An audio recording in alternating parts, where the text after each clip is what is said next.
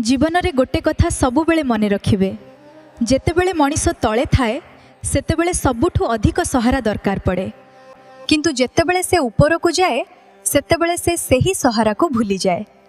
एही दुनियार एहा ही सत्य। समय बदलिले मनीष बदली जाए, किंतु जेउठी सत्य संपर्क थाए सेठी समय केबे बदलाई पारेनी। मने रखंतु, भल मनीष हेबा आवश्यक, किंतु अंधा भली विश्वास करिबा मूर्खता। रामायण रे मध्य देखिथिबे, शक्ति थिले मध्य रावण हारिगला, कारण ता पाखरे अहंकार थिला, भक्ति नथिला। अन्यपटे सबरी पाखरे किछि नथिला, ना धन ना शक्ति, किंतु सत्य प्रेम थिला, एवं सेही प्रेम भगवानंकु तांको घरकु आनिला। सेथिपाई मने रखंतु, ईश्वरंकु पाइबाकु बड़ घर बा धन दरकार नुहे, दरकार हेउछि सफा मन और सत्य हृदय। आउ गोटे कथा, खोला शत्रु तुमको एते क्षति करि परिबो नाही जे कि नकली मित्र करि पारे। सेथिपाई आपणक आसपास रे थिबा लोकंकु चिन्हंतु, कारण शकुनी भली गोटे लोक थिले सबुठारु मजबूत परिवार मध्य भंगी जाए। जीवन रे केही बदली गले तुरंत तांको दोष दियंतु नाही, कारण केतेक लोक धोखा देई बदली जांती, आउ केतेक लोक भंगी जाई बदली जांती। माटीर घड़ा हेउ कि संपर्क, ताहार मूल्य सीए जाने जिए ताहाकु तैयारी करि थाए। भांगिबाकु मात्र एक मुहूर्त लागे, किंतु तैयारी करिबाकु सारा जीवन लागि जाए।